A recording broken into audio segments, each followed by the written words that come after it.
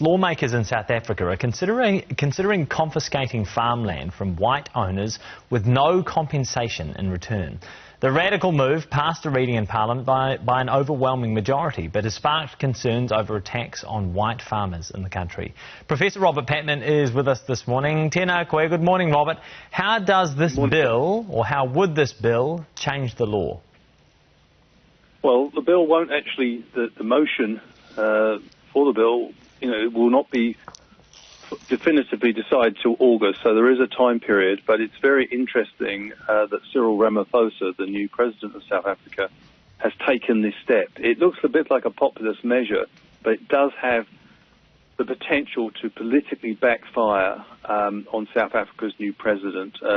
It should be said that the ANC have been in power since '94, and progress with land reform has taken a long time, so he may be responding to the sense that he needs to make a move on this quite quickly. Yeah, the motion was introduced by, I think, what could be described as the radical left. That's right. in South Africa's parliament, but supported by the ANC. Is this simply a case of Ramaphosa trying to stamp his name on the presidency?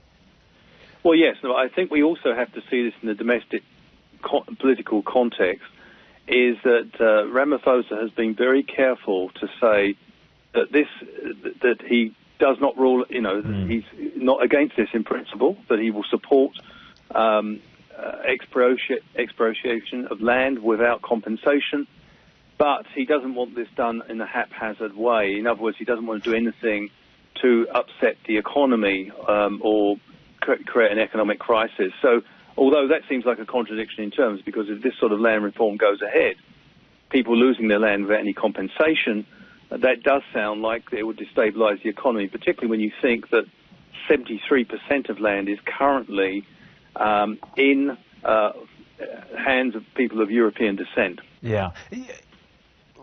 What would be the broader impacts in terms of destabilisation, do you think? I mean, economically it would be a dangerous move, but I can imagine socially as well it would be pretty difficult. Yes, it would, and I think one of the things that concerns the Afrikaans community is that it would seem to be a move away from the message of reconciliation that Nelson Mandela, the first president of the ANC and South Africa's first apartheid president, laid down.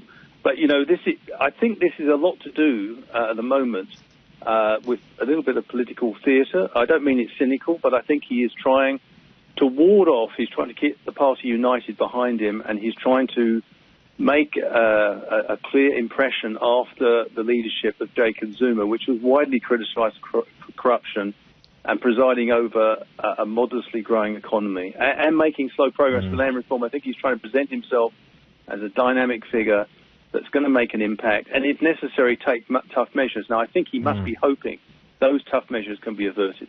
Yes, and if South Africa was looking for a blueprint for economic disaster and social disaster for that matter, it need only look to one of its closest neighbours, Zimbabwe. Professor Robert Patman, thank you for your time this morning. Thank you.